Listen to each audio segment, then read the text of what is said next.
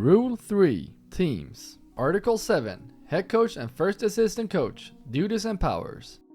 At least 40 minutes before the game is scheduled to start, each head coach and his representative shall give the scorer a list with the names and corresponding numbers of the team members who are eligible to play in the game, as well as the name of the captain of the team, the head coach and first assistant coach. All team members whose names are entered on the score sheet are entitled to play, even if they arrive after the start of the game. At least 10 minutes before the game is scheduled to start, each head coach shall confirm his agreement with the names and corresponding numbers of his team members and the name of the head coach and first assistant coach by signing the score sheet. At the same time, the head coach shall indicate the 5 players to start the game. The head coach of Team A shall be the first to provide this information. The head coaches, assistant coaches, substitutes, excluding players, and accompanying delegation members are the only persons permitted to sit on the team benches and remain within their team bench area. During the playing time, all substitutes, excluding players, and accompanying delegation members shall remain seated.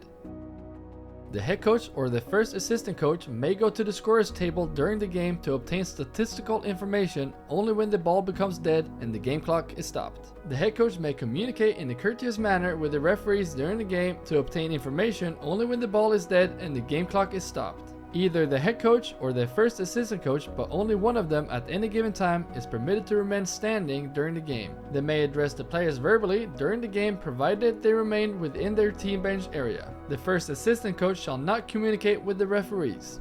If there is a first assistant coach, his name must be entered on the score sheet before the start of the game. He shall assume all the duties and powers of the head coach if for any reason the head coach is unable to continue. If the captain leaves the court, the head coach shall inform the referee of the number of the player who shall act as a captain on the court.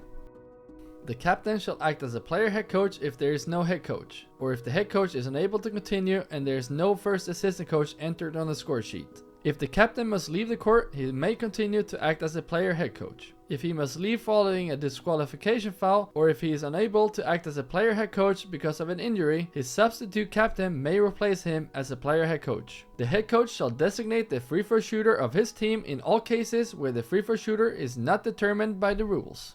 Press here for Rule 4, Playing Regulations. Article 8, Playing Time, Tied Score, and Overtime.